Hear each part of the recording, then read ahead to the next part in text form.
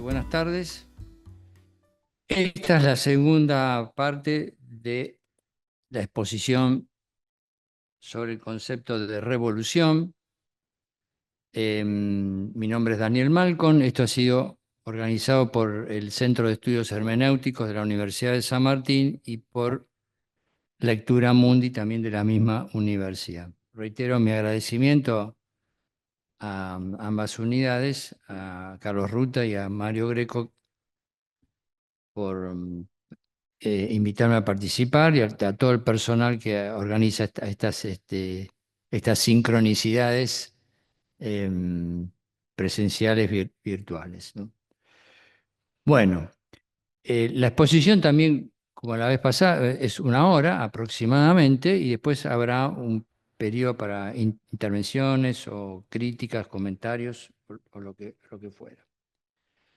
En esta ocasión yo envié un escrito que creo que los que se anotaron lo tienen. Ese escrito es todavía un borrador y seguramente ahí van a encontrar faltantes, errores de ortografía, bueno, redacción. Eso todavía hay que corregirlo y está un poquito desbalanceado, así que me queda todavía bastante trabajo sobre el mismo. Y una cosa que quiero subrayar es que, por supuesto, la exposición que se basa en el escrito y el escrito mismo tienen un carácter problemático. Ese es el enfoque que yo trato de darle, ¿no?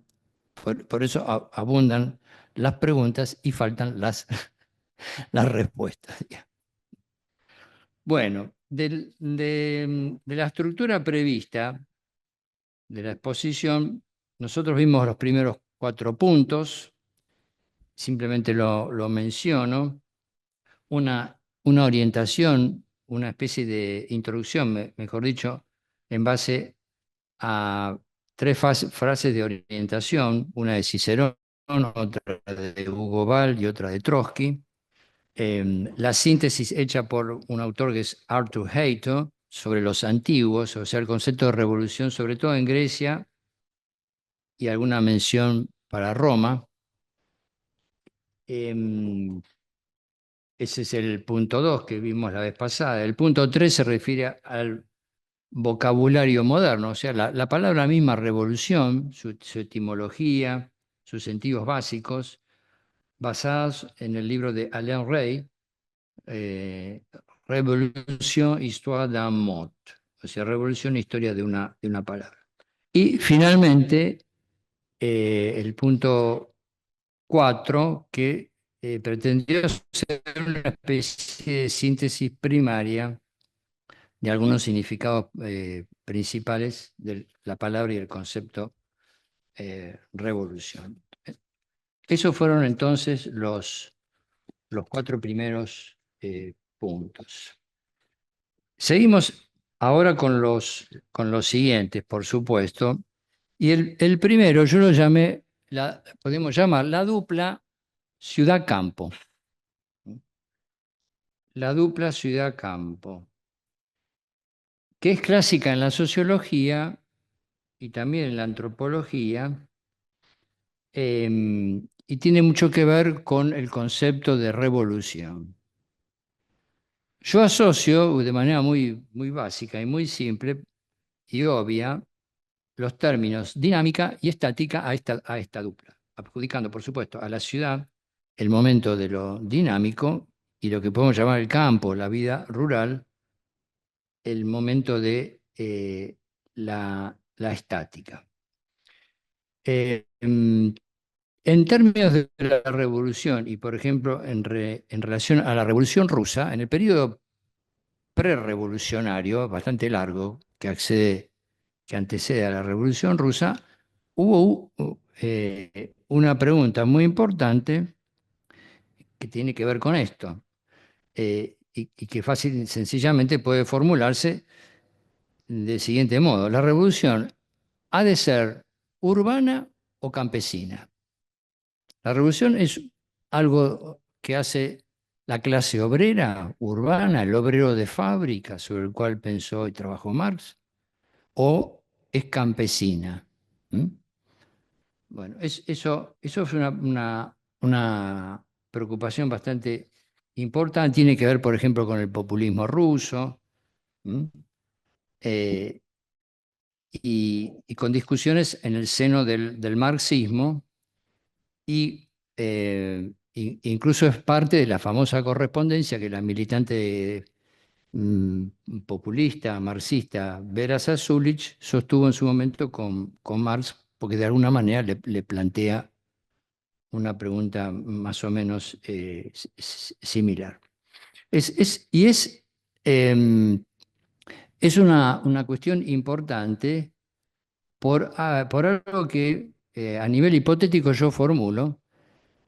em, no sé si es la tesis demasiado pretencioso, que podríamos decir que la revolución es algo que sucede en la ciudad, pero con una mentalidad campesina. La revolución llega a ser urbana, pero los contenidos, no sé si todos los contenidos, pero los contenidos principales están derivados de una cierta visión de la vida campesina. Y eso lo vamos a ver eh, luego cuando eh, examinemos algunos pasajes del libro de Buonarroti. Eh, Adentrándonos más en la cuestión de la ciudad, ustedes van a ver que en el texto yo incorporo lo que podríamos llamar, de acuerdo a Max Weber, ustedes saben que Max Weber, dicen los estudiosos, ha sido el primer, no sé si es exactamente así, pero una especie de urbanista, de primer urbanista, ¿no? Y de él se conserva en el conjunto de escritos que se conocen como Economía y Sociedad, un escrito.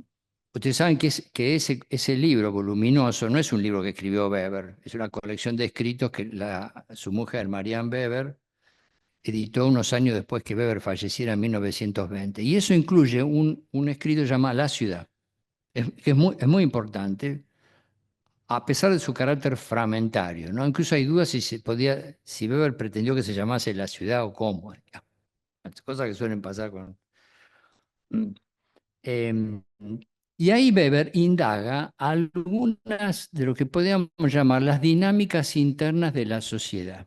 ¿De qué sociedad? La sociedad urbana. ¿Y en qué periodo histórico?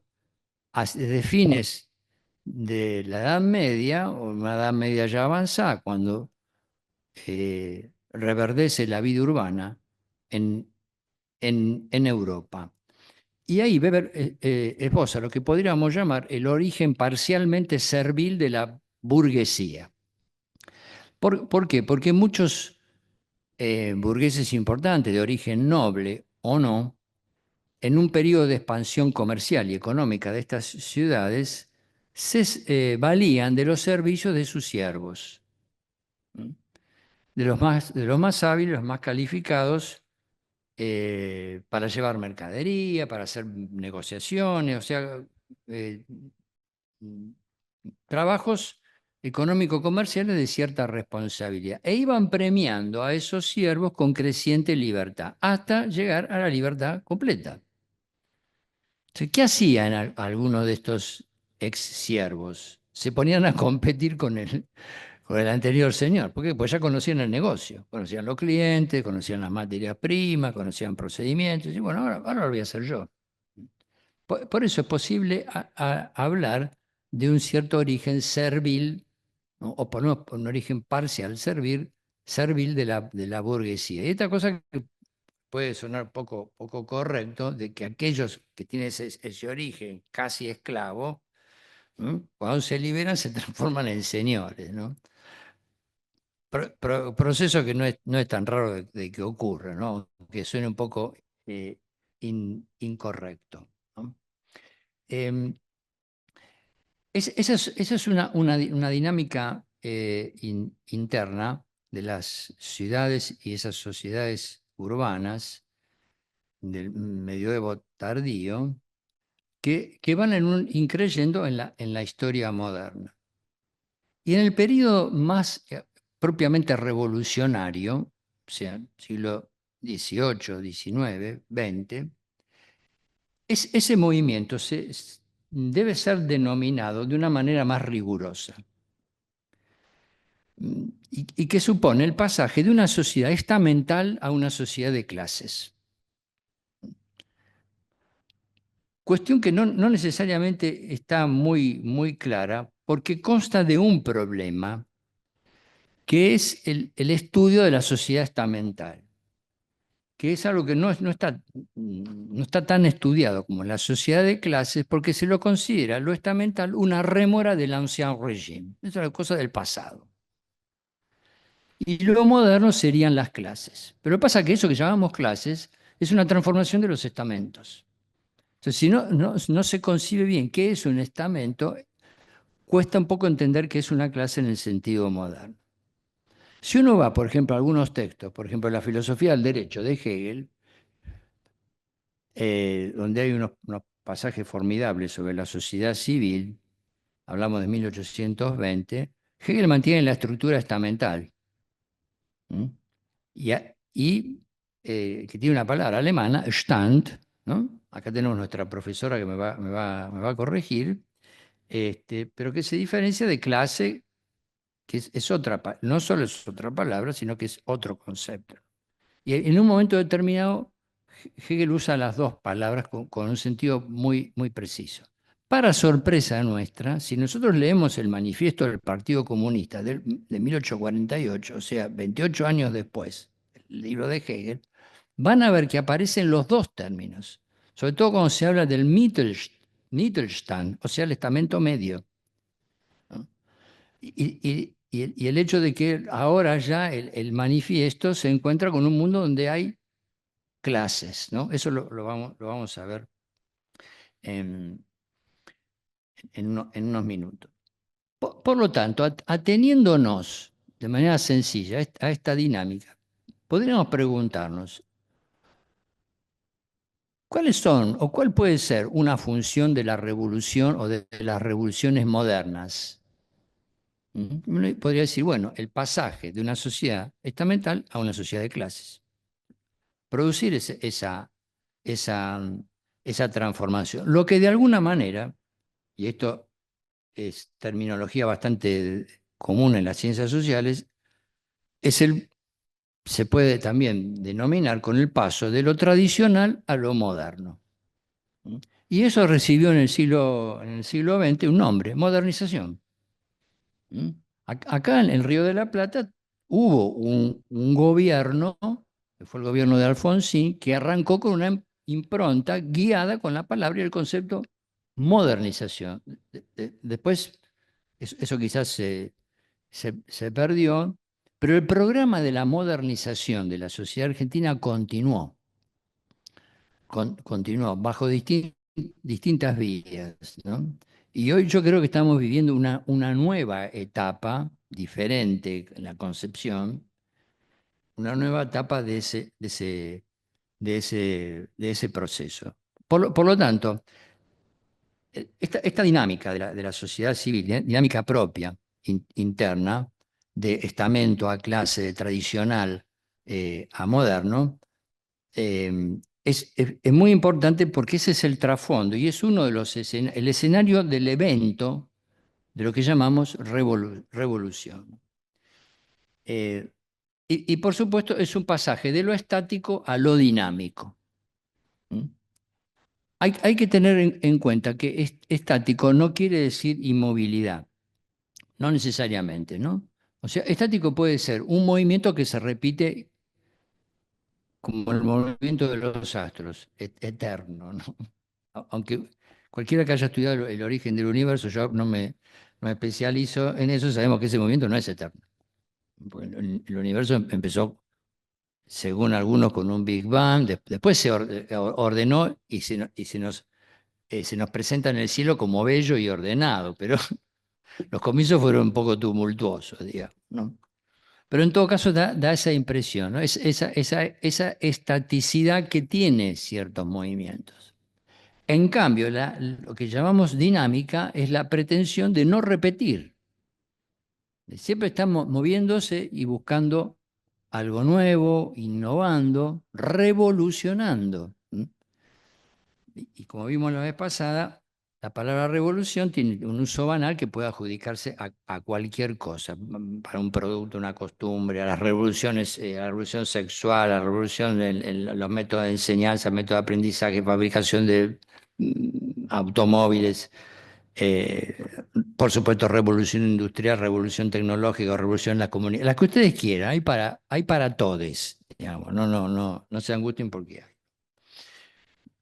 Em, y ese paso, por último, ¿no? En este punto 5, última pregunta para este punto 5. Ese paso de lo tradicional a lo moderno, ¿dónde tiene su foco? ¿Dónde tiene su foco? Hay un autor que vamos a ver al final que se llama Chalmers Johnson, ¿no? Es un historiador norteamericano. Utiliza un término que es muy interesante. Habla de la psicodinámica de las revoluciones. Cosa que suena un poco raro, pero los seres humanos siempre estamos acompañados de nuestra psiquis. No. Cuando pensamos, por ejemplo, una persona que piensa fríamente, que parece que solo piensa, al hacerlo fríamente, está movilizando su psique de una manera particular. El modo frío, no se sabe bien qué es eso, digamos. O eh, podría decir que en verdad el foco de toda revolución, quizás, y en particular en este pasaje de lo tradicional a lo moderno, es la subjetividad. Cuando la subjetividad se empieza a mover, no hay edificio que aguante semejante terremoto, ¿no? Esa es un poco la tesis que más o menos deambula por este escrito y que de un modo está anunciado con la frase de Hugo Ball, cuando dice, soy dinamita. Fíjate la secuencia, Dios ha muerto.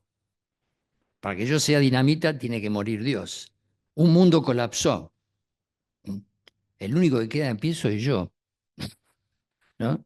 Mi dinámica, que probablemente haya sido la causa de que Dios haya muerto y que el mundo haya colapsado. ¿No? ¿No? Bueno, no. Por ahora, como hoy es jueves, no nos vamos a amargar la vida con eso. Bueno, eso respecto al punto 5, ¿no? Eh, Ustedes lo pueden seguir con el texto, aunque tiene muchos errores. eh, eh, por lo menos es más fácil seguir la exposición y si alguien tiene alguna curiosidad o interés puede volver sobre el mismo y ver lo que ahí se dice, y a lo mejor le puede servir para algo. Bueno, vamos al punto siguiente, el sexto. Yo le llamé la conexión francesa, the French Connection, que tiene que ver con dos personajes que la gente que estudia esto son muy conocidos, aunque no, no sé si son tan conocidos de algún modo. Ustedes tienen ahí los nombres. Uno es Babeuf, y el otro es Buonarroti. ¿Por qué son importantes estos dos personajes? Los especialistas dicen, Babeuf es una especie de tándem, ahora vamos a ver por qué. Babeuf, Buonarroti son el origen del comunismo moderno. Son el origen del comunismo moderno. ¿No? Reparen en la expresión, comunismo moderno. Si yo digo comunismo moderno, quiere decir que hay otro. Un comunismo que no es moderno. ¿Existe eso? ¿Existió? ¿Mm? Bueno, ¿quiénes son Babeuf y Buonarroti? Bueno, Babeuf es un personaje activo durante los años de la Revolución Francesa que en 1796 participó en una conspiración. Una conspiración que no llegó a nada, era un grupito muy pequeño que eh, imaginaba tomar el poder derribando al directorio. O sea, estamos en un proceso bastante avanzado de la Revolución Francesa en los años previos a Napoleón, digamos. Y el directorio se muestra como un momento de la Revolución Francesa donde parece haber una reversión. Entonces, em, estos individuos se reunían, ahora vamos a ver qué, qué podemos encontrar ahí, para llevar adelante esta conspiración que finalmente no prosperó porque fueron descubiertos y Babet sufrió un juicio y murió guillotinado. Uno de sus lugartenientes fue Buonarroti, por eso está acá. Fue un miembro de ese grupo. Lo que pasa que por X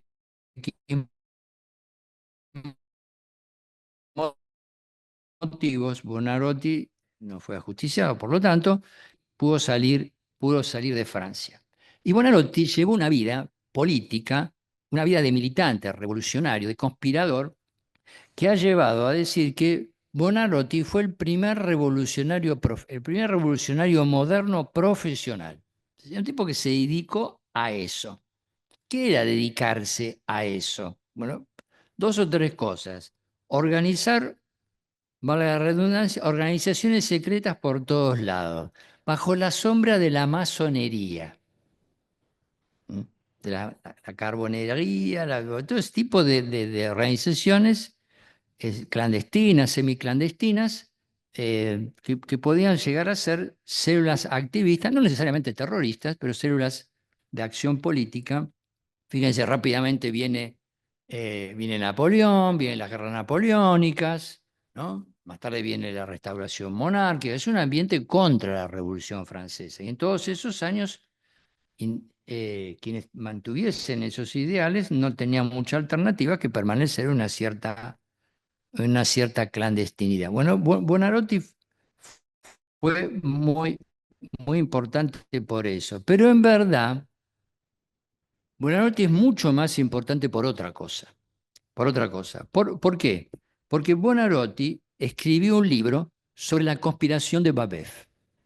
¿Mm? Ahí se ve que está sucediendo la revolución. Hay ruido raro. Bueno, nada. Buonarroti escribe un libro contando la actividad del grupo este de Babet. Yo lo traje acá. No es la primera vez que este libro entra en la Universidad de San Martín, pero debe ser la segunda. El libro se llama Conspiration pour l'égalité dite de Babet. ¿Cuándo se publicó este libro? En 1828. Recién en el año 2014 se hizo la primera edición crítica de este libro. Es esta edición. Es esta edición. Porque tiene un cierto aparato crítico, un introductor, eh, materiales anexos, la introducción de una especialista. eh, o sea, es una edición seria. Ha habido otras anteriores, ¿no? Pero esta es la primera edición seria. Eh, el libro que hace cuenta el proceso de ese grupo, el grupo de Babel, respecto de la posibilidad de hacer esta conspiración. Y una cosa muy importante que ahora vamos a ver es que Buonarroti resume reuniones de este grupo. Lo llamaban, parece un poco en broma esto, el directorio secreto, se llamaban ellos mismos. Era un grupo de 10, 20 personas, no pasaba de eso, digamos, ¿no? Pero ahí Buonarroti transcribe varios momentos de esas conversaciones y ahí vamos a encontrar la génesis de lo que se llama la dictadura del proletariado. Pero no solo eso, sino que este libro, eso lo dicen todos los estudiosos de esos años, se convirtió en el manual de los revolucionarios. entre 1828 y 1848, donde se publica el manifiesto del Partido Comunista, que tiene una gran difusión, el libro de un revolucionario que quería activar, entender, discutir, participar, hacer algo, un revolucionario heredero en sentido amplio de la Revolución Francesa o con otras orientaciones, lo que tenía era este libro. Entonces, un libro que en 1836 ya se tradujo, un líder cartista lo tradujo al inglés, o sea, tuvo eh, una circulación muy amplia. En 1845, Marx y Engels publican La Sagrada Familia. La Sagrada Familia es un libro que escriben estos dos jóvenes, en parte para criticar a la izquierda hegeliana. A diferencia de la ideología alemana, que fue un texto que tuvo mucha mayor repercusión, pero que nunca fue un libro, porque es una especie de caos, La Sagrada Familia es un libro que ellos publicaron. Es un libro mucho más prolijo, mucho más ordenado, y ahí ellos mencionan a Babeuf y a Buonarroti, y tienen claro, dice, Buonarroti reintrodujo la idea del comunismo en Francia. Ahí está atestiguado este carácter del libro de Buonarroti y de su trabajo como una especie de nexo entre un comunismo anterior o antiguo y un comunismo moderno. ¿Qué podemos decir de un comunismo antiguo? Bueno, la verdad que mucho. La verdad, se podría decir mucho más de un comunismo moderno. ¿Por qué? Primera cuestión. En la República de Platón hay, en su proyecto político, hay varios rasgos que podrían ser llamados comunistas. ¿Mm? No hay familia, por lo menos para lo que podríamos llamar el estamento gobernante. Los que gobiernan llevan una vida en común, no pueden tener bienes valiosos, oro, cosas de riqueza. ¿Mm? O sea, hay varios elementos, hay igualdad plena hombre-mujer, una mujer puede formar parte del ejército, entrena con los hombres, puede ejercer cualquier cargo político. O sea, es parte de un programa que podría ser calificado de comunista. Al presidente actual de la Argentina le encantaría eso, porque él ve comunista por irse. Yo digo, ¿no hay alguien normal? Normal. A ver, yo no digo que sea normal, que parezca normal. Por ejemplo, parece que de lunes a viernes va de 8 a 5 a la Rosada, a las 5 se va a la casa, está un rato con la señora, que si el sábado va al cine, porque es una cosa normal. Digo, no hay uno que no, bueno, se ve que no. A lo mejor lo podemos, ahora que el dólar está barato, por ahí lo podemos importar, digamos, ¿no? Que se puede comprar hecho. Bueno, en fin, Platón, Aristóteles también, solía citar un proverbio supuestamente de origen pitagórico, ¿no? Tacoiná tafilo, ¿no? O sea, entre los amigos las cosas son en común, aparentemente de origen pitagórico. ¿Los pitagóricos fundaron el comunismo? Bueno, como los pitagóricos es muy difícil saber algo con certeza, ¿no? Y se ha dicho tantas cosas, pero bueno, ellos tenían intereses políticos, eso se sabe bien, este, y han cumplido una función estratégica, ¿no? Como una especie de fondo orientador en muchas cosas, ¿no? Em, eh, Hay un libro muy importante sobre el comunismo, sobre los términos del comunismo, de un autor que se llama, lo tienen citado todo esto está en el texto, se llama Grandion. Grandion. Es un libro voluminoso, lo iba a traer, pero no pesa mucho. Y ahí Grandion, en una frase que acá la tengo, este, hablando de los orígenes del comunismo moderno, en un momento se refiere a América Latina.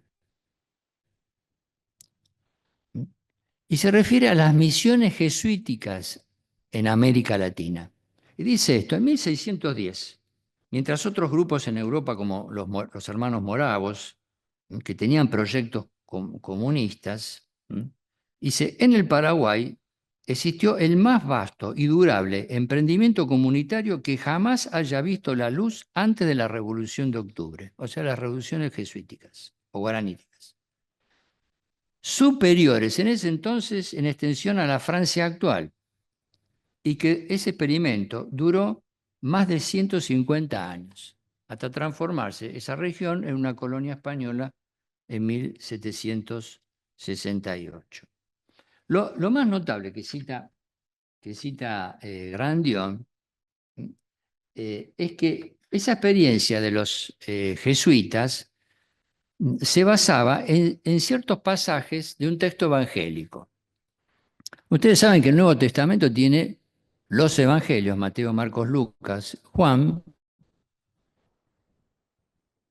los hechos de los apóstoles, las cartas de los apóstoles y el Apocalipsis, ¿no? Y en los hechos de los apóstoles se cuenta la historia de la iglesia primitiva, la comunidad judeo-cristiana, o sea, un judío que también, sin dejar de ser judíos, eran cristianos en Jerusalén. De ahí hay dos o tres frases que describen la vida en común que llevaban esta comunidad judeo-cristiana. Y Grandión hace notar, dice, los jesuitas basaban su experiencia comunitaria en esos versículos de los Hechos de los Apóstoles, cosa que no es nada raro.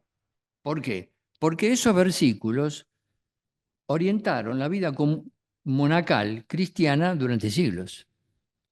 Ahí hay una experiencia, otra experiencia de vida en común que duró siglos, el monacato, los monjes. Viven en común, tienen horarios en común, actividades en común, propiedad en común, no son propietarios, sino que tienen el uso, tienen actividades productivas, venden, intercambian con otros monasterios. Puede llamar la atención que el último escrito de Engels, lo último que Engels escribió, Engels murió en 1895, 12 años después que Marx, y escribió un pequeño texto sobre el cristianismo primitivo, sobre los hechos de los apóstoles. Lo publicó en dos pequeños, es como un folleto, en una revista, disculpen, ¿no? En una revista que se llamaba Tiempo Nuevo. No sé, The Neue Zeit, ¿no? Tiempo Nuevo. No sé, acá hay varios que se acuerdan de lo que estoy hablando. ¿Qué hace, Fede? ¿Cómo te va? Bien. Este, ahí escribía Engels, así que no se háganse cargo. Bueno, este, o sea que la tradición de un comunismo antiguo es muy potente, es muy potente. Uno se pregunta, ¿cuál es la diferencia entre el comunismo moderno y el antiguo? ¿Cuál es la diferencia? Si ese comunismo moderno es el comunismo de Marx, uno seguro, pero no es el único. ¿En qué consiste la diferencia? ¿En qué puede consistir? Bueno, yo acá en la nota 34 del escrito hay que hacer una corrección en la redacción. Yo planteo esa pregunta, ¿no? Dice, ¿cuál sería la diferencia entre el comunismo antiguo, puesto modernamente en práctica, por ejemplo, por los jesuitas, y el marxiano? ¿Cuál sería? ¿La renuncia al yo? ¿La renuncia a la individualidad? ¿Los antiguos pueden renunciar a la individualidad? No, porque no la tienen. Tienen individuo, pero no subjetividad, ¿no? Esa es la interpretación habitualmente. Y un comunismo arcaico, más antiguo aún. ¿Ahí renuncia a la individualidad? No, porque no hay eso. O sea, el comunismo moderno, entonces, ¿es la renuncia a la individualidad o es otra cosa? ¿O es su transformación voluntaria o no por medio de la educación, ¿no? Para pasar de una perspectiva egoísta, individualista, a una altruista. Yo puse ultraísta en el timer, ahí está mal tipeado. Nota, nota el 34, lo tienen que corregir. No necesariamente esto tiene que ver con lo que yo estoy exponiendo, pero indudablemente Marx tenía eso, las cosas muy claras. Para él el comunismo no podía ser la renuncia a la individualidad, porque él era un moderno y un ilustrado. Era en todo caso la superación de ella, que es otra cosa. ¿Mm? Y el comunismo marxiano, que creo yo que es el verdadero comunismo moderno, se cifra sobre todo en una cosa, el intento de superar la alienación. Y esa es una idea que Marx mantuvo de los escritos juveniles de 1844 hasta el final, cuando quizás se encuentra con la maquinaria y quizás se encuentra con un fenómeno que hace que la alienación sea algo casi imposible de mover, ¿no? Esos son los problemas que se enfrentó Marx. Ahora bien, el comunismo moderno, el comunismo que empiezan a transmitir Babev y Buonarroti, ¿prescinde del comunismo antiguo? No. ¿Por qué? ¿Por qué se sabe esto? Porque ambos, Babev, me están siguiendo? ¿Sí? Más o menos. Tanto Babev como Buonarroti tuvieron experiencia, sobre todo Babev, de, incluso de estudiar la vida campesina en esa época, o sea, a finales del siglo XVIII, que todavía tenía un sistema de explotación de la tierra de acuerdo al antiguo régimen. O sea, el dueño era un señor, ¿no? Un feudal o un señor noble, qué sé yo, pero el uso de la tierra, ¿m? La dirección de los procesos para explotar, sembrar, cosechar, eso estaba en manos de los campesinos, que hacían todo el trabajo y le daban una parte, probablemente la parte de León o la que fuera, al señor, y ellos se quedaban con una parte. Y todo eso tenía un sistema comunitario. ¿Mm? Ahí yo les transcribí una página de un gran historiador de la Revolución Francesa que fue Georges Lefebvre, que una de las cosas que aportó al estudio de la Revolución Francesa Lefebvre fue el estudio del rol de los campesinos. Es un tipo especialista en eso, digamos. Y él tiene dos pequeños artículos sobre Babev. ¿Por qué? Porque Babev era feudista. ¿Mm? Je suis feudiste. Yo soy feudista. ¿Qué era un feudista? Un tipo que conocía el antiguo derecho feudal todavía vigente en el antiguo régimen, ya en vía de desaparición, en relación a la propiedad y al uso de la tierra. O sea, cuando había litigios, problemas de interpretación por, por el uso de los recursos, etcétera, había que recurrir a alguien que conociera ese derecho que ya estaba en desaparición. Y Babev, que no había ido a la escuela, no fue a la escuela, no fue a la escuela. Además dicen que tenía muy linda letra. Recuerdo que no fue a la escuela. En cambio, Hitler sí fue a la escuela. Yo aviso, recuerdo eso. No, no, podemos seguir.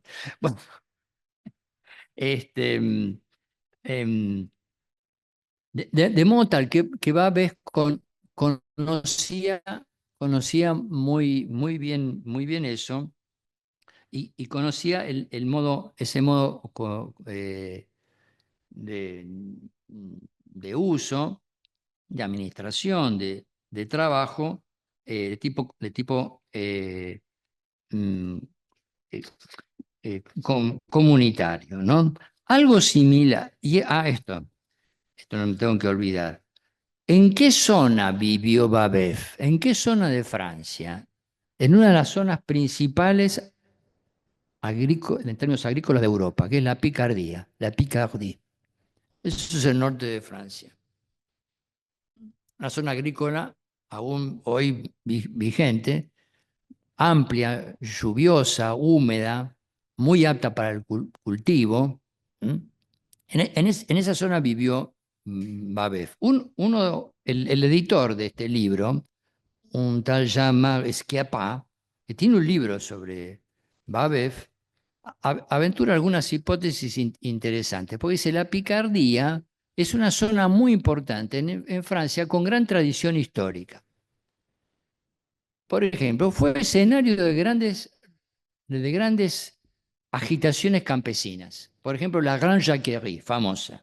Entonces, es una tierra cargada de historia. Como diciendo, bueno, Babev vivió ahí desde niño, circuló, trabajó, estudió, y estaba en ese ambiente, sugiriendo, por un lado, de manera más firme, el conocimiento de esa vida comunitaria y una tradición de una Francia, la de la rebelión de la Jacquerie es el siglo XIV, ¿no?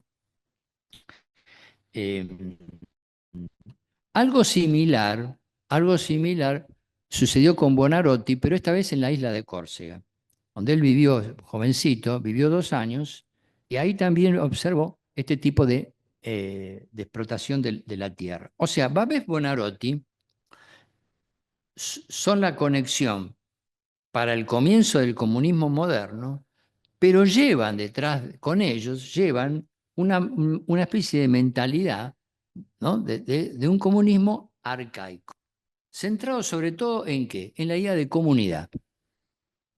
Fíjense el peso que tiene incluso en nuestros días. Y si uno va al cine,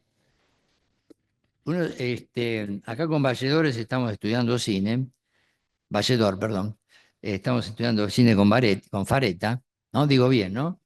Con Fareta.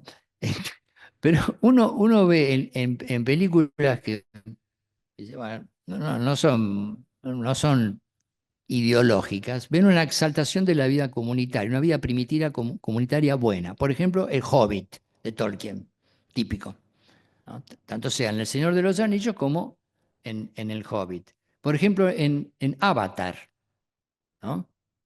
Inclusive son tan primitivos que son humanos y animales al mismo tiempo, y todos en comunidad, ¿no? Por lo menos las versiones que hasta ahora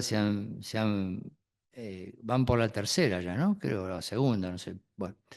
Por ejemplo, en Danza con Lobos, ¿no? El choque del soldado que está en la frontera, se le acercan tímidamente esos aborígenes, y él termina incorporado, termina siendo absorbido por eso. Ven que hay una dinámica ahí, ¿m? Por esa dinámica tradicional, comunitaria, ¿m? Eh, romantizada o no, como se dice ahora, no es una palabra que yo uso.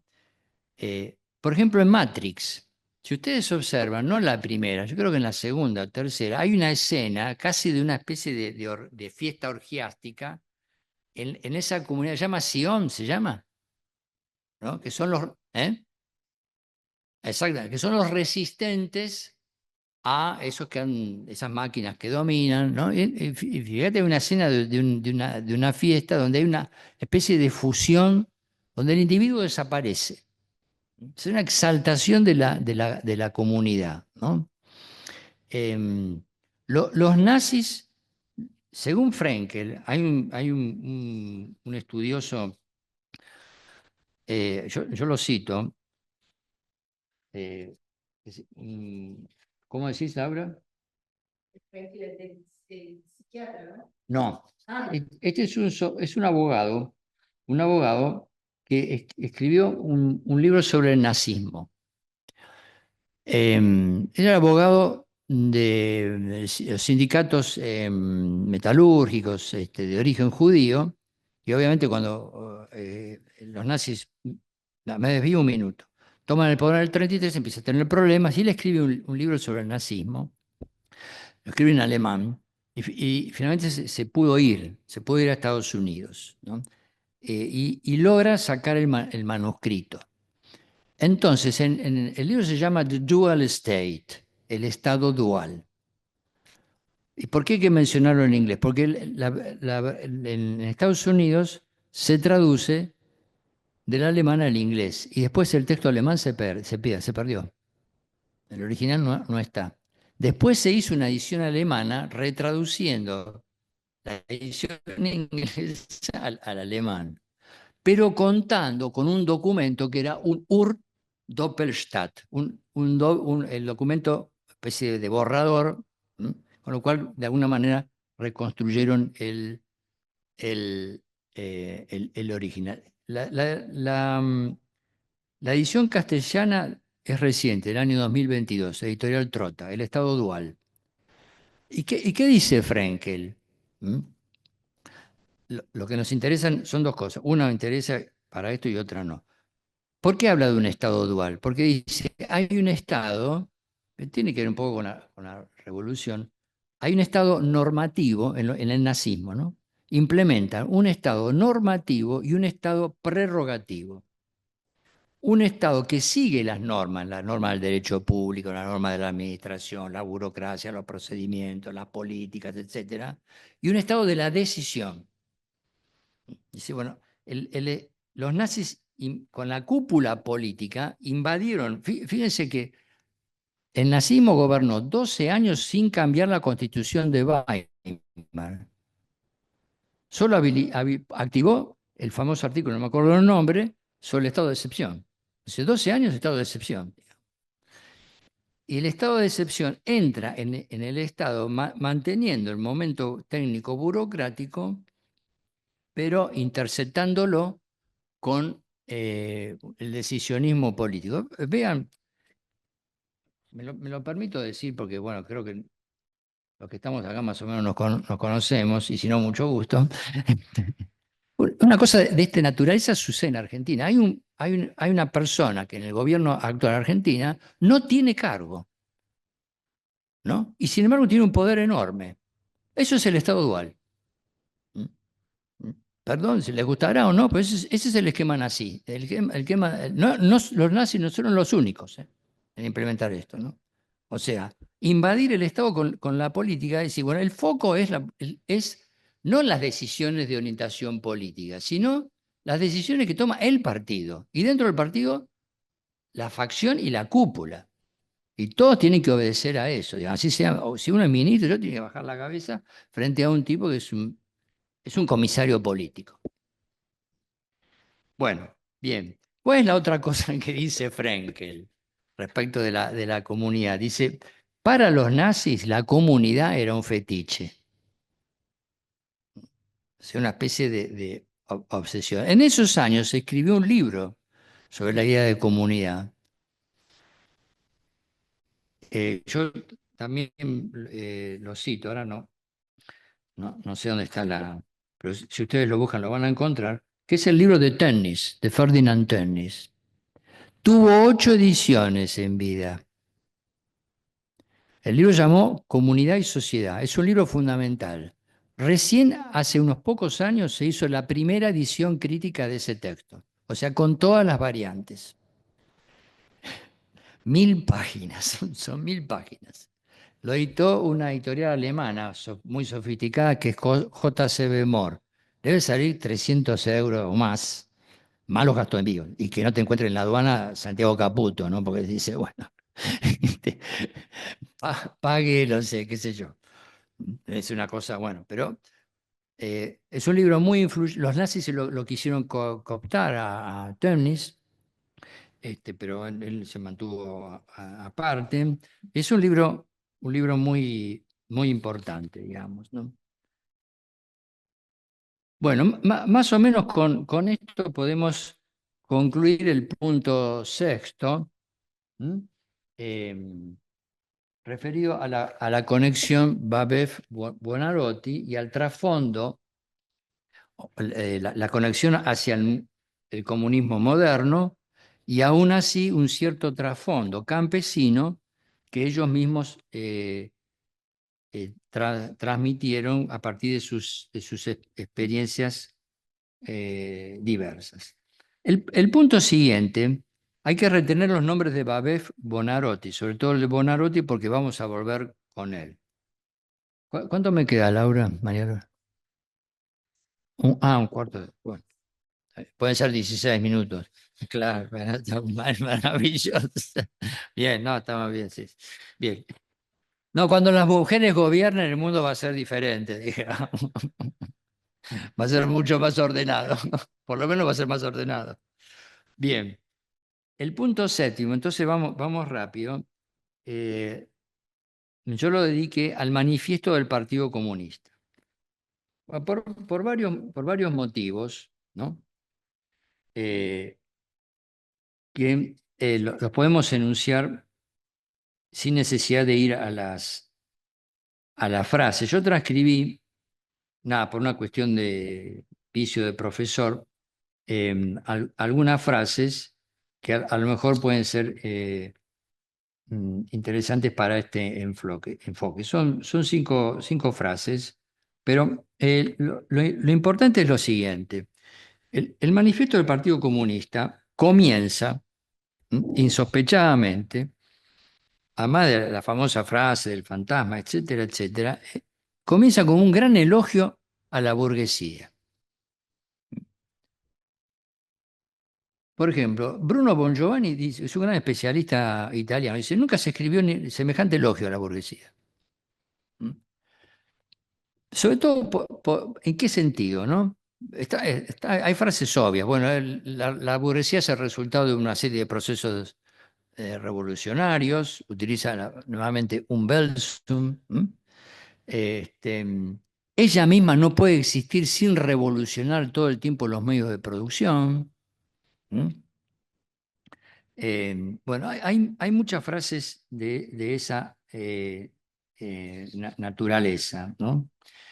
Eh, Inclusive la frase 2, que simplemente leo una línea, es conocida por lo que dice, porque muestra la pluma, la brillante pluma literaria de Marx. Dice, la burguesía dice, no puede existir sino a condición de revolucionar, revolutionieren incesantemente los instrumentos de producción y por consiguiente las relaciones de producción y con ello todas las relaciones sociales. Y ahí viene todo esto de todos los sólidos se desvanece en el aire, ¿no? Yo, la traducción, a ver, Laura, alles ständige und stechende Verdampft. O sea, todo lo estamental y establecido, esto es sólido, no. No es que esté mal.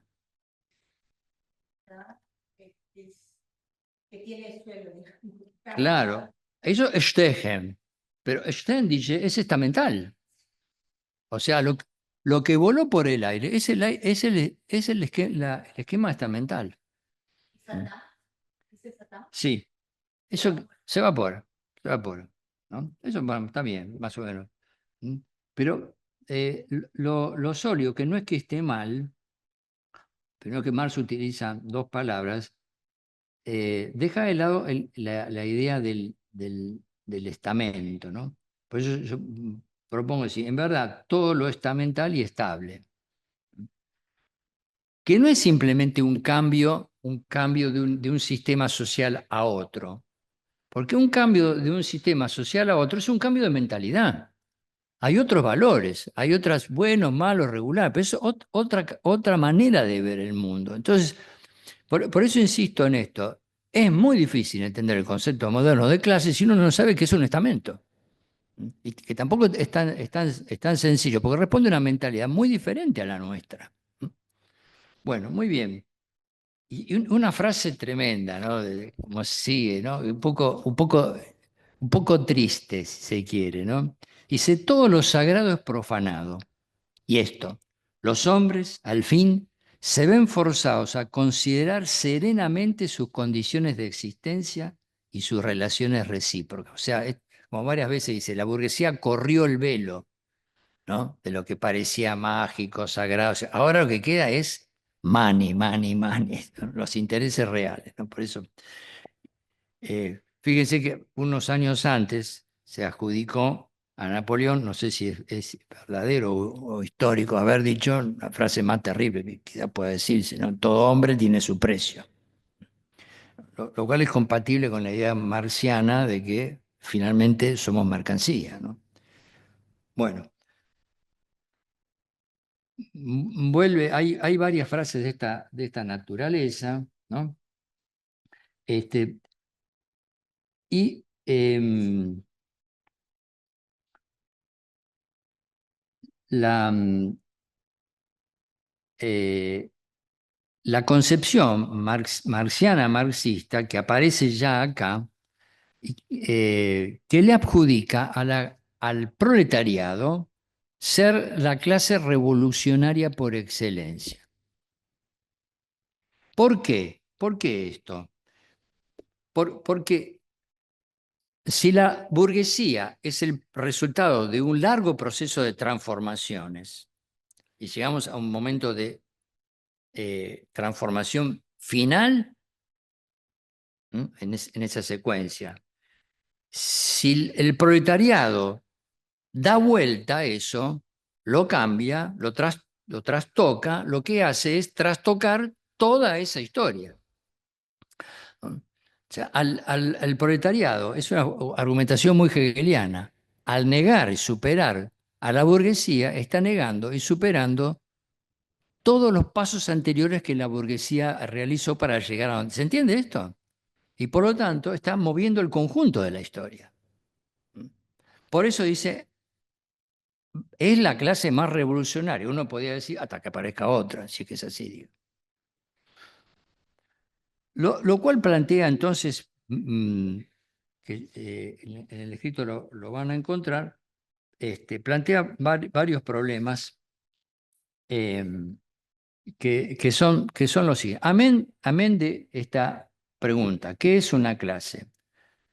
Hay otras. Una clase, por ejemplo, el proletariado, ¿puede actuar como si fuera un individuo unificado? Como si fuera una conciencia. Después de Freud, ¿esto tiene sentido hablar de esto? ¿Cómo logra esa unidad de acción, esa unidad de acción política? Incluso si va a decir, bueno, vamos a hacer la revolución, vamos a hacer un cambio, vamos a tomar el poder acá o allá y vamos a hacer. ¿Cómo se logra eso? ¿Mm? Bueno, más adelante veremos si lo puedo volver a mencionar. Vamos entonces al punto 8. ¿Mm? Vamos al punto 8, que tiene que ver con un problema muy difícil, que es el problema de la dictadura y de la dictadura del proletariado. ¿Mm? Para esto, yo me valgo no solo de los textos de Marx, sino de un gran marxólogo norteamericano que no puedo dejar de mencionar, que se llamó Hal Draper. Ustedes lo tienen ahí. ¿Mm? Fue un gran estudioso. Los marxólogos han sido dos o tres. Riazanov, Rouvel, el francés, y Draper, o Draper, ¿no? Quizás haya otro, pero estos son los... Y escribió una obra monumental en 5 tomos sobre la teoría de Marx, la teoría de Marx de la revolución, 5 tomos. Y uno está dedicado a la dictadura del proletariado. Acá está. Este es uno, este es uno de los tomos. Como ves, estoy gastando. Amazon me va a mandar una plaqueta de mínimo de oro, digamos, ¿no? Ahí está. Compartimos estas cuitas con Horacio. Me tengo que acordar de que decir que el otro día yo me equivoqué con una etimología. Bueno, muy bien. El libro el estudio de Draper es muy importante, pero vamos a tratar de sintetizar, ¿no? El- Lo que yo les escribí en la página, yo lo tengo en la página 23, al comienzo del punto 8. Cuando se toma el poder, estos son problemas, ¿eh? Cuando se toma el poder, en el caso de las revoluciones modernas, y se asume, por lo tanto, la dirección política del Estado y de la sociedad, concentrando todos los recursos de mando que están disponibles, o sea, la policía, el ejército, el manejo de la economía, etcétera. Estas revoluciones se suelen enfrentar al problema de la transición, o sea, toma del poder, transición, establecimiento de un orden nuevo, o pasaje del orden viejo al orden nuevo. ¿Qué pasa ahí? ¿Mm? Y ahí nace el concepto de dictadura del proletariado, ¿no? Que Marx utilizó, según los estudiosos, 12 veces en toda su obra. La primera en 1850, cuando ya hace 10 años que estaba en Londres. No, perdón, un año, me estoy apurando. Eh, Cuando hacía un año que estaba en Londres. ¿Qué podemos decir de la dictadura del proletariado? Por lo menos inicialmente. Lo siguiente, en ella parecen surgir varios elementos. Uno, la épica de la conquista. Me refiero a la conquista del poder, o sea, el momento guerrero de la revolución, ¿no? Cuando llega la corrida final, depende del caso. En el caso de la Revolución Francesa puede ser la toma de la Bastille, que ya mucho sentido no tenía, pero está graficada, la toma del Palacio de Invierno en Rusia, etcétera. Épica de la conquista. Guerra civil, una situación de indecisión, digamos, porque claro, los desplazados no se van. Dice, bueno, volvemos la semana que viene, cuando esté todo, ¿no? No se van. ¿Mm? O sea, épica de la conquista, guerra civil y terror. Terror. Presente en la Revolución Francesa y en Rusia. Y tema filosófico en la fenomenología del espíritu de Hegel. Eso se armoniza, para decirlo muy poéticamente, con el ejercicio burocrático y administrativo del gobierno. Todo sucede en simultáneo. Es una especie de bomba esto, ¿no? O sea, toma el poder, guerra civil y además la policía, que las escuelas estén abiertas, que los alimentos lleguen a las ciudades, que se levante la cosecha, que se siembre, que haya energía eléctrica, que esté todo tiene que funcionar al mismo tiempo, ¿no? Y eso explica de alguna manera por qué Frenkel, que lo mencionamos hace un momento, al analizar el fenómeno nazi, ¿m? aplicó esta idea del Estado dual, porque lo que es conquista, guerra civil y terror es el momento del Estado prerrogativo, el Estado decisional. Si ese ímpetu no se frena, eso continúa y penetra en el mundo de la burocracia, ¿no? Que es el problema del gobierno. Y esto quizás pueda explicar, claro, el tremendo choque que hay entre Stalin y la antigua guardia, ¿no? Stalin no era un tipo muy simpático, pero quizás uno podría esbozar la tesis, bueno, mire, acá hay que gobernar, los tiros acá, el único que tira tiros soy yo. ¿Mm? Y además, después Rusia entró, la Unión Soviética entró en una guerra. O sea, son decisiones, ustedes ven a las revoluciones atravesadas por decisiones tremendas, de una exigencia psicológica, moral y política enorme. Además, con el enorme desafío, ¿m? Porque se escucha alegremente hablar de que el Estado puede hacer esto y aquello, cuando el Estado concentra toda la decisión, la administración de todos los recursos en pocas manos. Eso es un desafío de gestión formidable. Además, piensen en la Unión Soviética, que llegó a tener 22 millones y medio de kilómetros cuadrados. Hoy tiene 17 y medio. Ni se dieron, no, sí se dieron cuenta que perdieron 5. Putin tratando de buscarlo por todas maneras, ¿no? Mete los barrios por donde puede, ¿no? Bueno, bien. Este, ¿qué es lo que más me interesa entonces para poder ir redondeando? ¿Qué es lo que más me interesa de tanto sea del manifiesto del Partido Comunista como del concepto dictadura del proletariado? Para eso yo les invito a leer una frase del manifiesto que está transcrita en el documento que yo les envié. Em, como esta generación no eran ni Marx ni los suyos eran woke, y ni eran correctos, uno se encuentra con unas cosas que son. Piensen que esto lo firmaron obreros. O sea, no hay que por supuesto que lo escribieron Marx y Engels, pero esto es un grupo de un partido político, no es un grupo de intelectuales solamente. ¿Por qué? Porque Marx habla el Lumpenproletariat, ¿no? Es neutro. Das Lumpenproletariat. El Lumpenproletariado. ¿Qué dice Marx? ¿Qué dice el manifiesto? Dice, ese producto pasivo de la putrefacción Verfaulung. ¿Está bien? Putrefacción de las capas más bajas de la vieja sociedad. Puede a veces ser arrastrado al movimiento por una revolución proletaria. Sin embargo, ese lumpen proletario. ¿Por qué lumpen? ¿Qué quiere decir lumpen? Mal vestido, destrozado, ¿no? Claro, o sea, perdió la apariencia digna del obrero de fábrica. ¿Mm? Y ahora es un desarrapado urbano. ¿Mm? Y además es una cosa que los ingleses dicen, los franceses dicen populace, o sea, populacho, ¿no? Mob en inglés. No, vulgo ya sea. En las ciencias sociales estas palabras no existen, porque como son todos correctos, entonces, no, hablar de plebe, porque eso es hablar mal de la gente. Y bueno, desaparecen palabras, desaparecen conceptos, y cuando queremos hablar bien de algo, como no tenemos la contrapartida, en realidad ya no sabemos de qué estamos hablando, ¿no? Bueno, es una opinión personal.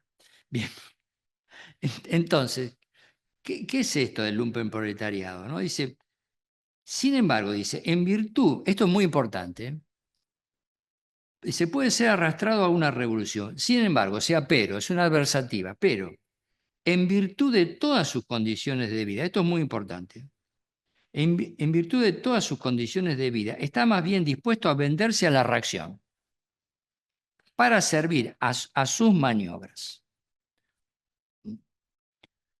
Bueno, ahí yo cito a Bruno Bongiovanni, algunos estudios que hay sobre el concepto del lumpenproletariado, pero la pregunta que a mí me importa eh, em, es la siguiente. ¿Una sociedad puede corromperse? ¿Solo los ricos son corruptos? ¿Solo los poderosos son corruptos? ¿El pueblo puede corromperse? ¿La clase obrera puede corromperse? ¿Qué pasa con los revolucionarios? ¿Están inmunes? ¿Mm? ¿O también ellos pueden corromperse en el sentido amplio? No porque sean ladrones, sí, puede ser. ¿Mm? La, en términos hegelianos sería la descomposición de una esencia, ¿no? Heidegger habla de la vida arruinada. ¿Mm? ¿Mm? En ese sentido, o la alienación, ¿no? Una humanidad desfigurada. ¿Mm? ¿Quién está exento de eso? ¿Hay alguien que está exento? ¿Mm? Bueno, es, son preguntas, son problemas, son de difícil solución. La cuestión que este problema de la descomposición de un pueblo está en el trasfondo de la idea de Buonarroti de la dictadura. Ahí aparecen los párrafos, vamos concluyendo, pero hay que concluir con esto por lo menos. em, em, los párrafos en los que Buonarroti transcribe, según su memoria, según su recuerdo, las discusiones del directorio secreto, estos que estaban conspirando, ¿no? Em, em, y acá tengo las frases, ¿no?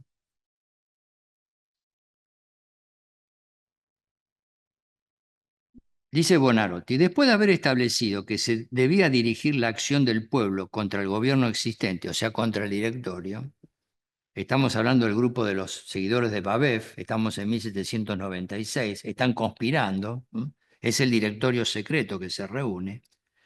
¿M?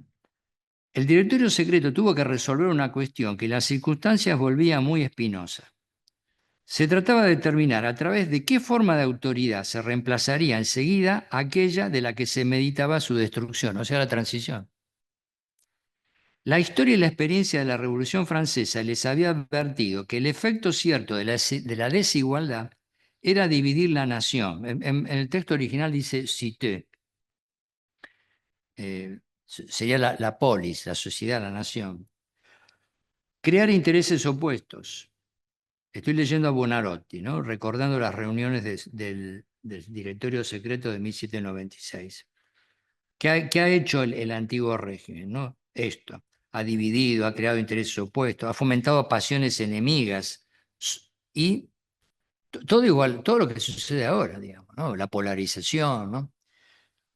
Como fenómeno mundial. Y además dice, someter a la multitud que ella vuelve ignorante, crédula, víctima de un trabajo excesivo y que está sometida a un pequeño número de hombres instruidos y que tienen derechos, son adroits, que tienen derechos y saben.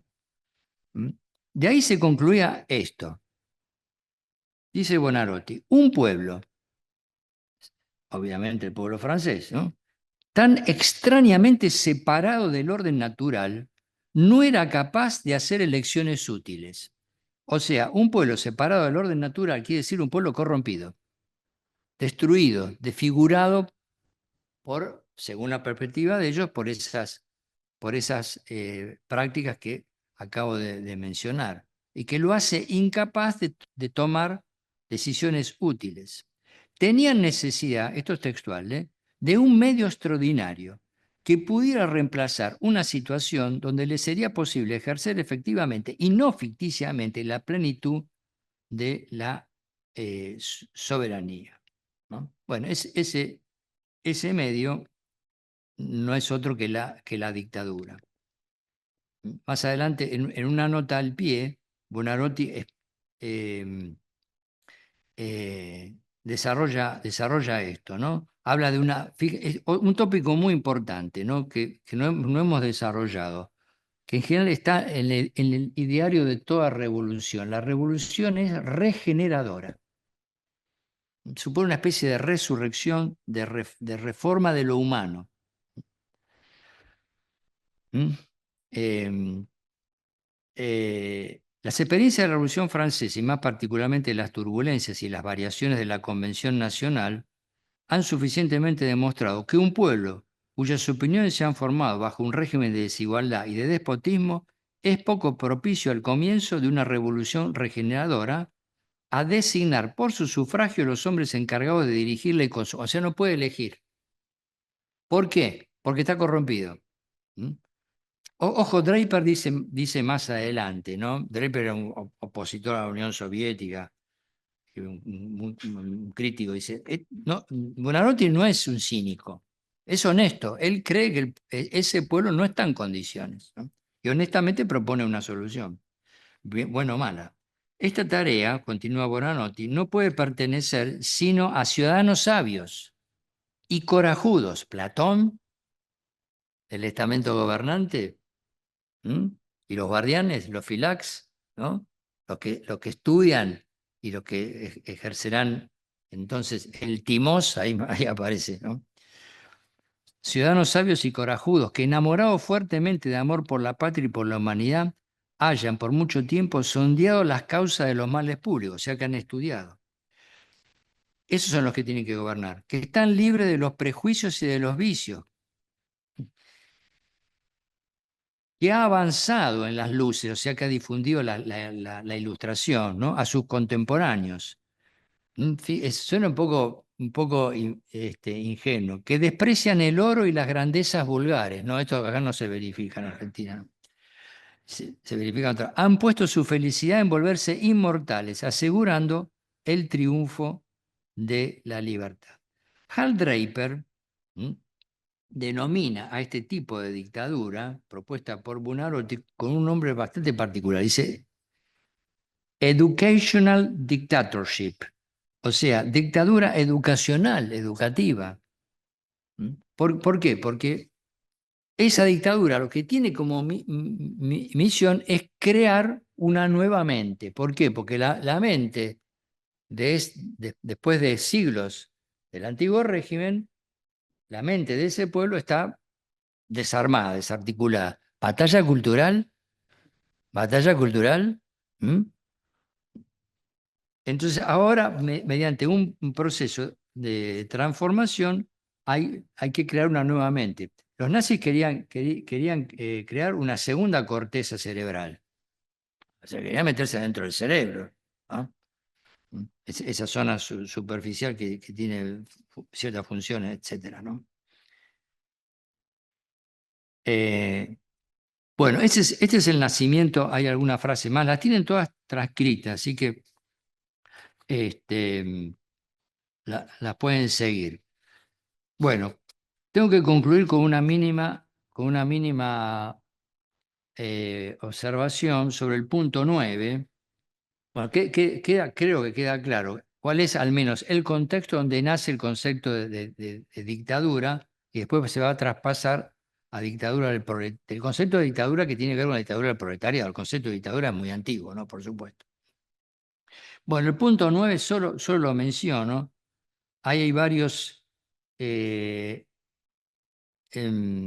cito a tres historiadores que creo que pueden contribuir a diseñar, no sé si es posible, algo así como una tipología de la revolución o del concepto de revolución. Entre ellos Koselleck, que tiene por lo menos 2 escritos sobre el tema revolución. Son muy interesantes. Y en uno de ellos desglosa 8 puntos. Los tienen acá transcritos, así que los pueden eh, mirar por su cuenta. Em, Martin Malia es otro historiador, es un historiador norteamericano, falleció en 2004. Tiene un libro muy interesante también que se llama las Histories Locomotive, o sea, que es una frase de Marx, dice, las revoluciones son la locomotora de la historia, ¿no? Em, Bueno, ahí también esboza algunas características. Por ejemplo, la revolución es en origen un fenómeno europeo. Primero es política y después es social. Bueno, hay varios rasgos. Y es interesante seguir el índice del libro de Martin Malia porque hay una especie de secuencia histórica arrancando con la matriz medieval, que acá no está incluida, pero también es importante. Todo el movimiento de las herejías. Eso es muy importante, porque crea y por supuesto las rebeliones, como dice Roland Musnier, los furores campesinos, ¿no? Bueno, la matriz medieval, la Bohemia husita, la Alemania luterana, la Francia hugonota, toda la trayectoria previa de las revoluciones modernas, previa a la Revolución Francesa, ¿no? Por último, una breve mención a Chalmers Johnson. Distingue algunos tipos de revolución, la jacquerie, la revolución milenarista, que tiene que ver con las herejías medievales, la rebelión anarquista, la revolución jacobina comunista, el golpe, varios tipos de modo, una revolución. Bueno, finalmente, en esta conclusión provisoria, yo me voy a orientar con una figura que es la nave de los locos. ¿Mm? ¿Por qué apelo a ella? Porque me gustó. Pero en 1843, Marx, muy jovencito, 25 años, le dirige una carta en ese entonces era su amigo, que era Arnold Ruge.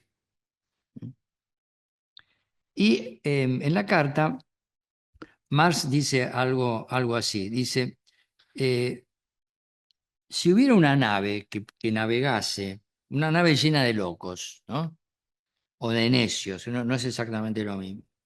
Si una nave llena de locos navegara por un tiempo, solo impulsada por el viento, o sea, sin timón, sin capitán, sin orientación, la lleva, como se dice finamente ahora, me encanta la deriva, ¿no?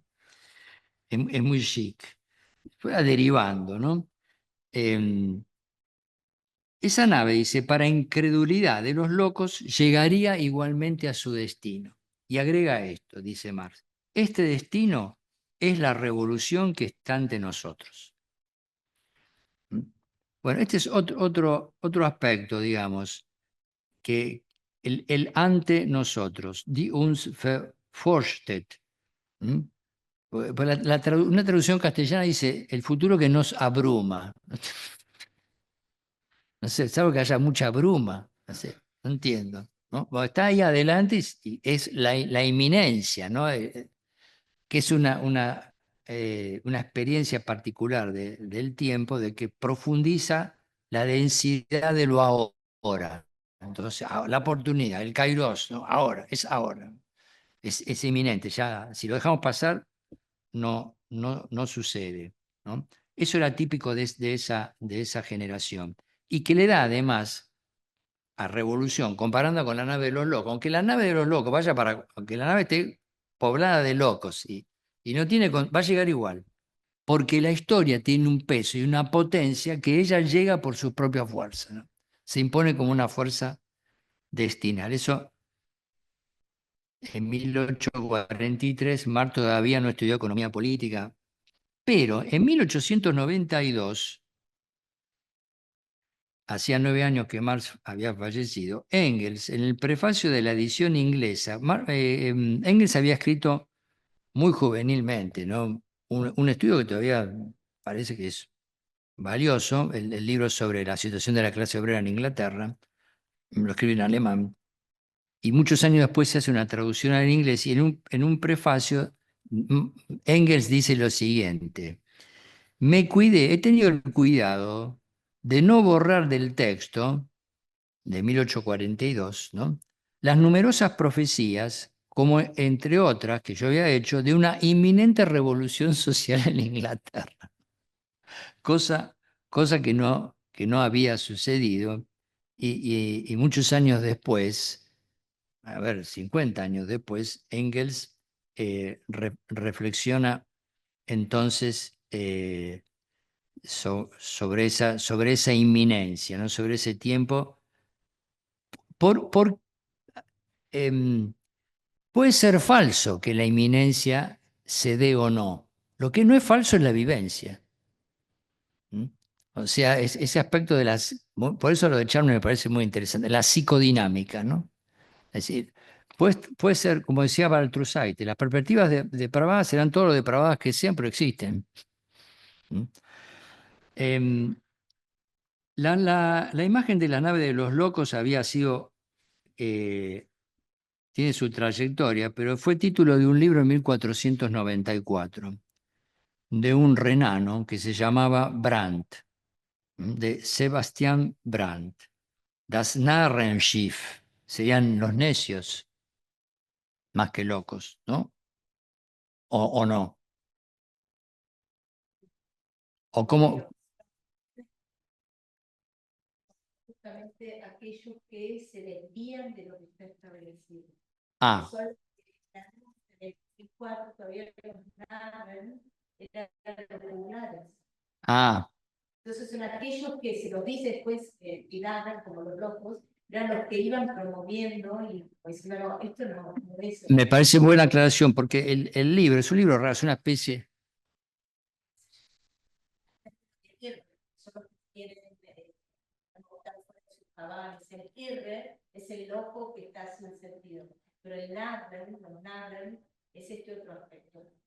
La nave, digamos, el libro está escrito como tiene versos y es todo satírico y tiene dibujos, muchos son de Durero y todo es una cosa así extraña, digamos. Claro. Em, y que de alguna manera era una metáfora de la sociedad, que a pesar de sus tripulantes variopintos y que cada uno va para donde sea, la sociedad funcionaba igual, ¿no? Em, Luego, en los años 60, se escribió, el año 1969, vamos terminando, un tipo bastante importante en Francia, que fue Gustave, Georges Gustave, escribió un libro sobre, sobre el mayo del 68, o sea, sobre la universidad, lo que pasó en Francia en el 68, y lo tituló La Nef de Fous, o sea, la nave de los locos. Es muy interesante esto porque ese mismo año, ese mismo libro, primero se publica en Canadá, en Quebec, porque Gustave era profesor en Estrasburgo y en Laval, en Quebec. Y después se publica en Francia, es el mismo libro, pero con este título, La Pentecôte sans l'Esprit Saint. Es una cosa, o sea, Pentecostés sin el Espíritu Santo. Está llena de metáforas, ¿no? Bueno, y el libro comienza hablando del libro de Sebastián Brandt, ¿no? El humanista de Estrasburgo, que era la patria de Gusdorf, eh, con, eh, que escribió el libro La nave de los locos, ¿no? Y dice esto de las universidades, porque entre las preguntas que uno se hace, ¿no? Si el lumpenproletariado es la putrefacción de las capas más bajas de la vieja sociedad, después habrá otro lumpenproletariado, que ya no es la putrefacción en Marx, ¿no? De las capas más bajas, sino es un rejunte de todo lo que se va cayendo del sistema de la sociedad burguesa. ¿Mm? Si eso pueden corromperse, y hay preguntas acerca de la corrupción de un Estado, de una nación, también la universidad, ¿se puede corromper o estamos exentos de eso? ¿Qué sería una corrupción, una universidad corrompida? ¿En qué sentido se puede hablar? Que los profesores se roban entre ellos, se asaltan, van por el campo y le roban un libro. ¿Qué puede suceder? Digamos, somos seres humanos. ¿En qué radicaría esto? ¿Mm? Gustos dice esto: hoy en el contexto histórico del carnaval de todos los valores, el barco ebrio de la universidad, completamente desamparado, amenaza hundirse. La tripulación se ha amotinado. El Estado Mayor ha perdido la cabeza. Nadie manda y además nadie obedece. Es una temporada en el infierno en que las verdades mismas se han vuelto locuras. Bueno, con esta nota entusiástica concluimos agregando que agregué una nota sobre entusiasmo a raíz de la intervención de Mario Greco. Y que alguien que estaba conectado virtualmente preguntó sobre la etimología de la palabra entusiasmo. Yo no sé, me confundí, porque los que estamos en filosofía, más o menos, son de las pocas etimologías que conocemos, ¿no? Que tiene que ver con teos, con en teos, con lo divino. Se me ocurrió, no sé por qué, la neurona a veces no me funciona, vincularlo con el timos, lo cual está mal. Eh, el sábado a las 5 de la mañana, eso fue el viernes 22. Lo recuerdo porque fue un momento de gran angustia para mí. El sábado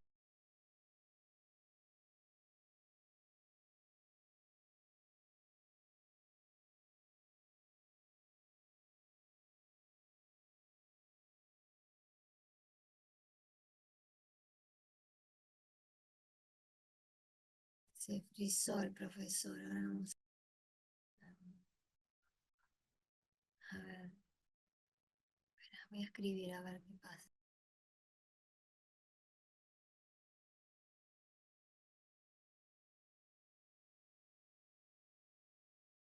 Ahí volvió.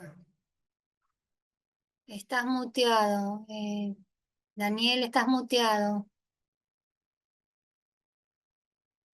Estás silenciado. El, el iconito está silenciado. Ah.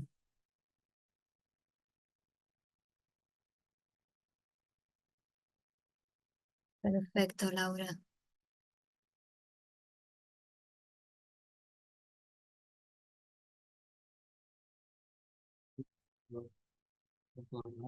Sí, no, no, pero se entendió bien. A ver, pero Ahí estamos. ahí está. Está fresco, ¿verdad? Sí, yo te muestro. Sí, está medio frescón. Los chats se iban como agregando a medida que Claro, ibas yo exponiendo. no No, me di cuenta. Perdón, Daniel, acá abrió el Sí, micrófono y abrió la cámara. Rafael Alejandro, que dijo que fue el que te preguntó de la etimología. Rafael, ¿querés aparecer en cámara otra vez? Recién abrió la cámara y no sé, y dijo, fui yo. Rafael, no. Bueno, Ahí están los chats. sí. Acá, ojo, dictadura educativa, porque claro, quien habla, Rafael dice, sabía que venía del Teos y por eso lo relacionaba con lo terrible. El temor el temor de Anquises a Afrodita, amante de Ares. No hay mayor entusiasmo que el de Shiva, diosario de la danza y la muerte. Agrega a eso. Muy bien. Bueno, luego había otro comentario a medida cuando hablaste de la batalla cultural, Chile post de 2019. Ojo, dictadura educativa también es lo que decía Simón Rodríguez acá. Él nos acerca siempre comentarios relativos o relacionados con Chile. Claro, cuando se habló del lumpe en Rafael, Chile, perdón. decimos roto. En Chile, Ah, roto, perfecto, sí. Sí. perfecto. Muy bien. Ah, gente de Chile, saludos a los chilenos. Tengo amigos allá, muy queridos. Bueno, yo creo que esos serán los comentarios. Si alguien quiere hacer alguna pregunta o algún comentario, pueden abrir, claro que los micrófonos, porque hoy sí tenemos audio, ¿eh? Ahí está Rafael. Gracias, Rafael, por los comentarios. Muchas gracias, sí. Sí, Claudio. Bueno, en primer lugar, yo agradecerles, porque la verdad es que los seminarios son excelentísimos. La verdad es que yo los disfruto muchísimo. Agradecerles, como ya dije una vez, por el contexto, ¿no? Nada, me gustó muchísimo lo que expuso el profesor, el doctor. Y solamente quería hacerle una pregunta, porque me llamó la atención que comenzó hablando y citando de Weber la ciudad y, bueno, como se venía hablando de la exposición anterior de la dualidad ciudad-campo, ¿no? Y porque después cita la idea bueno, teológica, ¿no? De Gradión. Yo en estos días empecé a hacer una lectura rápida de la ciudad de Jacques Ellul. Querías, No entiendo. Se entiende mal. Yo Lo tampoco. último no lo entendí. Claudio es. Sí. Claudio. sí. No, decía que por las citas como comenzó, yo justo estos días comencé una lectura rápida de la ciudad de Jacques Ellul y él tiene así como unas ideas como un poco más primogénea. Quería saber si había algo de eso en esto que usted está redactando. No sé si... ¿Cuál es el autor? No escuché. Que usted dije, Claudio, usted dice que estuvo leyendo un autor y no escuché cuál es. Jacques Ellul, ¿Jacques? Ellul, Ah, que sí. Sí, tiene un texto que se llama La ciudad, y yo comencé justo estos días a hacer una sí, sí, lectura. yo lo conozco y en mi casa tengo algún libro de él, pero no lo he leído. Y si lo hice, pero es un autor importante, ¿eh? Sí, sí. Ya de haber fallecido hace unos cuantos años, ¿no? No sé. O sea, me llamó la atención porque, bueno, él, yo ya le digo, yo estoy comenzándolo en una lectura rápida, Sí. pero él, como que se remonta un poco más atrás y toca estos tópicos, ¿no? De la ciudad, de la teología y de la Claro, sí, sí, dicotomía no. campo-ciudad. Entonces digo, bueno, por ahí había algo. ¿Cómo no? Otras referencias, Claro, por lo menos que conozco, para una historia de las ciudades, uno que es clásica es de Mumford, ¿no? sí. El urbanista, no sé si llamarlo así, norteamericano, ¿no? Y por supuesto un libro clásico, eh, un libro, esos libros pequeños, maravillosos, de un gran historiador que fue Henri Pirenne, ¿no? Las ciudades medievales, un libro chiquito, está en castellano, el PDF en francés se consigue en internet. Es un libro además lindo, muy bien escrito, bueno, y un libro pequeño, esa es una virtud importante, digamos. Hay un, Sí, Rafael. Rafael, ¿estás con la mano levantada? Sí, Sí. ahora sí. ¿Se escucha bien? Sí, sí, Ya. Otra cosa que también une a Mumford y a Jules, que ambos son también grandes autores críticos de la técnica y su efecto en el ser humano, de que más que ser un instrumento también lo construye y genera una cierta dependencia de generación, es una gran sospecha frente a la tecnología, lo cual yo creo que también se conecta bien con lo que estamos hablando ahora acerca del lumpen y con los desafíos que tenemos ahora frente a un tecno-optimismo que ve que en el mayor acceso al celular, a internet, que nos permite pues, estar hablando ahora, pero también permite una gran carga de desinformación, de noticias falsas o de ciudadanos entretenidos, pero, pero también muy narcotizados. Lo otro que quería mencionar era, maná, maná, maná. no se llega a Es, es- entender es- porque eso por ahora. Y bueno, sí. también mencionaba en el chat que era interesante como no solamente en Europa, sino también en América Latina, el maestro de Bolívar, Simón Rodríguez, pensaba también en la importancia de la educación y de cómo el autoritarismo en un contexto como el de América Latina iba a ser también necesario, pero con la idea de que fueran dictadores un poco como Cincinnati, o sea, de que trajeran la virtud, enseñaran la importancia de la sociedad contra el clasismo, que el sambo se juntara con el indio y con el mestizo, y que aprendieran cuestiones prácticas, que aprendieran la ilustración haciendo velas, que fue el proyecto educativo que fue derrotado. Proyecto de la Patria Grande, eh, y de una ilustración práctica, con la idea también de que luego de esto se iban a retirar para sus casas casi como Cincinnati, lo cual quizás es también bastante ingenuo. gracias. Gracias. Gracias por el comentario. Gracias. Bueno, yo tengo solo una pequeñísima pregunta. ¿Cómo no? La primera es, digamos, como para seguir estudiando. Cuando hablamos de los estamentos, seguimos orientándonos por la presentación de Selles. Es decir, sigue siendo esa la clasificación o descripción de los estamentos primero, segundo y tercero. ¿Eso sigue siendo la base de cómo comprender los estamentos? Para mí hay varias, por ejemplo, en Hegel hay una, Sí, pero a mí me parece que lo, lo que habría que tener en cuenta es que clase en principio alude a una prioridad económica, ¿m? Y estamento alude a otros claro, componentes, claro. ¿no? Ujú. Que tienen que ver con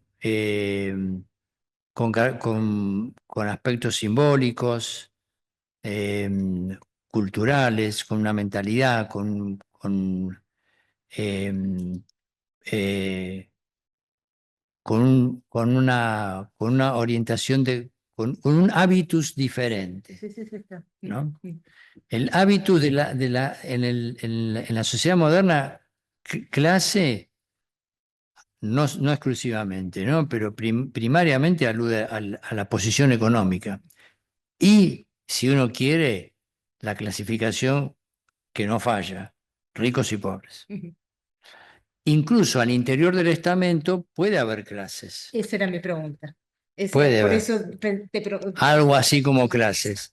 Y Porque, puede por haber, ejemplo, claro, sí, o sea, hay, qué sé yo, curas ricos y curas está bien, pobres, está bien. A eso- campesino rico, campesino pobre. sí, Este, mm, sí, pero estamento, además, la estructura estamental, eso está estudiado, ya es a nivel de reconstruir hipotéticamente una larga historia, responde a la trifuncionalidad indoeuropea y a las tres funciones, ¿no? Presentes en Platón, porque, bueno, gobierno, guerra, producción económica.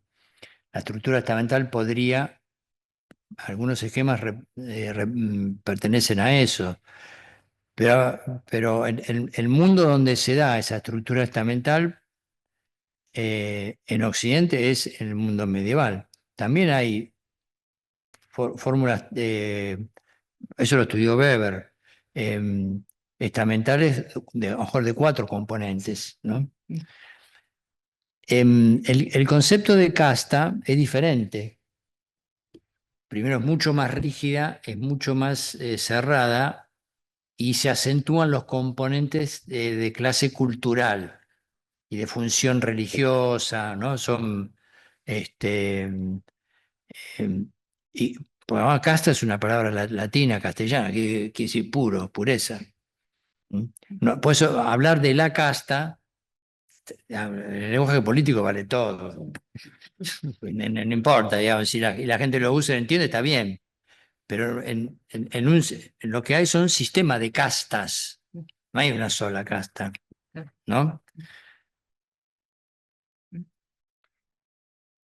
Incluso Hegel, que concibe todavía la sociedad en la estructura estamental, que sería una cosa más bien antigua, aunque tiene algunos matices, ¿no? Bueno, nada, pero que se reserva el hecho de que por el peso de la particularidad de la subjetividad, aunque el individuo nace en un estamento, podría pasar a otro. claro, está. O sea, podría pasar del fabril productivo al de los servidores públicos. Son los tres que, o sea, Hegel, eh, estamento natural o sustancial, el estamento reflexivo, el medio, el propiamente social civil y el universal que se dedica a los asuntos públicos, digamos.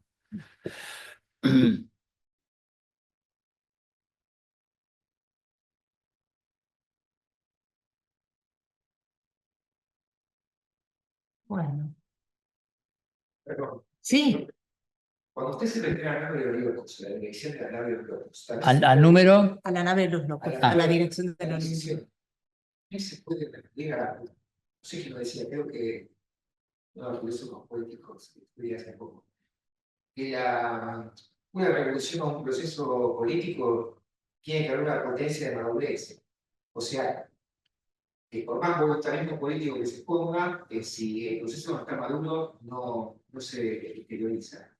Quiero decir, hay un paralelismo entre esas dos. bueno, es lo que dice Marx en la carta, ¿no? Piense que es un joven de 25 años, es una carta a un amigo y le gusta la pluma y la usa bien, ¿no? Pero dice, aunque los que están arriba no tengan la menor idea, ¿no? La nave llega igual a su destino, ¿m? Porque está maduro. Sí, sí. O sea, no tiene que ver con la voluntad de los navegantes. Bueno, el esquema del hilo conductor que leímos en el curso, el prólogo del 59, Marx dice claramente, para pasar de un modo de producción a otro, el anterior tiene que haber actualizado todas sus potencialidades, ¿m? Y haber incubado al próximo en el anterior. Ahí está la madurez. O sea, no depende de la voluntad, La voluntad vale si está la situación está madura. Como diría Kant, si las condiciones de posibilidad lo permiten, entonces ahora es la voluntad. La voluntad llega al final, no al principio. Podría decirse, ¿no? Claro. Si no, es inútil, digamos. Nosotros estamos acostumbrados a creer que fuerza histórica la tienen las cosas que nosotros queremos. Por ejemplo, la corrupción es una fuerza histórica. ¿Mm? Para Hegel la historia, esto lo llegué a notar, la historia se alimenta de eso. La decadencia no es un hecho desgraciado, un accidente. Vos tuvimos un problema en el camino y eso agarró la decadencia. Más o menos lo arreglamos y seguimos. No. O sea, está íncito en la cosa misma. La historia se alimenta de aquello que fue esplendoroso, maravilloso, ¿no? Y ahora son ruinas. ¿Mm? El problema de la decadencia, que se relaciona con el problema del Verderben, ¿no? Que habla Hegel y todo lo del incluso del Lumpen, ha preocupado mucho a la Europa, sobre todo paradójicamente cuando se forja la idea de progreso, ¿no? Muchos escriben, por ejemplo, Montesquieu, ¿la decadencia de quién? Y de los romanos. Porque si Roma pudo caer, ¿qué nos espera a nosotros? Es así de sencillo es la cosa. Bueno. Es lo que los ocupa ahora en Europa también. Porque se está viven su tiempo como un momento de justamente de decadencia de aquellos años 80, de bienestar, de la sociedad de bienestar, y vuelve toda esa terminología de la Fateapum y justamente. Y quizás eso ya como Sí. tantas cosas, una opinión, ¿no? Es que ni siquiera son conscientes, quizás, porque ser consciente de la decadencia propia no es tan sencillo, ¿eh? Porque siempre decimos, no, puedo, no, pará que ya no podés. ¿No? No, o no queremos, Claro. no queremos.